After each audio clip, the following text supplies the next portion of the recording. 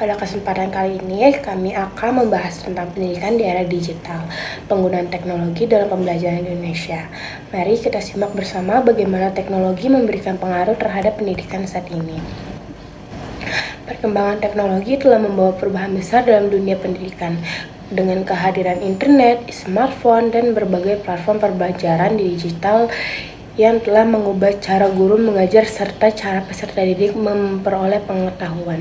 Di era digital, proses pembelajaran menjadi lebih fleksibel karena informasi dapat diakses kapan saja dan di mana saja. Namun, di balik berbagai kemudahan tersebut masih terdapat tantangan yang perlu diperhatikan agar pemanfaatan teknologi dalam pendidikan dapat berjalan secara optimal. Fenomena pendidikan di Indonesia. Berdasarkan perkembangan yang terjadi di Indonesia, penggunaan teknologi dalam pembelajaran semakin meningkat. Berbagai platform seperti Google Classroom, Zoom, YouTube, dan juga media pembelajaran digital lainnya menjadi sarana yang membantu proses belajar mengajar. Teknologi memberikan kemudahan bagi peserta didik untuk memperoleh materi pembelajaran secara lebih cepat dan fleksibel. Guru juga dapat memanfaatkannya media digital untuk menyampaikan materi dengan lebih menarik dan juga interaktif. Namun, perkembangan ini juga menghadirkan berbagai tantangan. Berdasarkan artikel Tantangan Pendidikan di Era Digital yang diterbitkan oleh MTS Negeri 8 Sleman, masih terdapat kesenjangan akses teknologi di berbagai daerah. Tidak semua peserta didik memiliki perangkat dan jaringan internet yang memadai. Selain itu, kesiapan tenaga pendidik dalam memanfaatkan teknologi juga menjadi tantangan tersendiri. Selanjutnya saya akan menjelaskan mengenai analisis berdasarkan teori pendidikan. Jadi, fenomena tersebut dapat dianalisis melalui teori konstruktivisme yang dikemukakan oleh Jean Piaget. Menurut teori ini, peserta didik itu dapat membangun pengetahuannya sendiri melalui pengalaman belajar.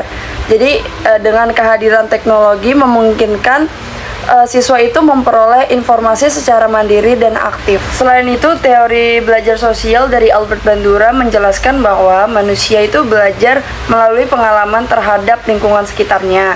Jadi, seperti video pembelajaran, media sosial, dan berbagai sumber digital lainnya itu memungkinkan peserta didik dapat memperoleh pengetahuan dari berbagai sumber. Selanjutnya, teori konektivisme dari George Siemens, di mana dia menjelaskan bahwa pengetahuan tidak lagi hanya berasal dari guru, tetapi juga dari jaringan informasi yang saling terhubung melalui teknologi. Contohnya seperti internet saat ini menjadi bagian penting dalam proses pembelajaran modern. Menurut Ki Hajar Dewantara, Bapak Pendidikan Nasional Indonesia menyatakan bahwa pendidikan harus mampu menuntun peserta didik agar berkembang sesuai dengan kondisi dan tuntutan zamannya.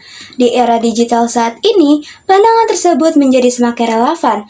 Teknologi merupakan bagian dari perkembangan zaman yang tidak dapat dihindari. Oleh karena itu, pendidikan perlu beradaptasi dengan perubahan tersebut secara bijak dan bertanggung jawab. Ki Hajar Dewantara juga dikenal dengan semboyan Tutwuri Handayani yang berarti guru hendaknya senantiasa memberikan dorongan kepada peserta didik untuk tumbuh dan berkembang secara mandiri. Dalam konteks era digital, hal ini berarti guru tidak hanya menyampaikan materi melalui platform digital, tetapi juga membimbing peserta didik agar mampu memanfaatkan teknologi secara kritis dan bertanggung jawab.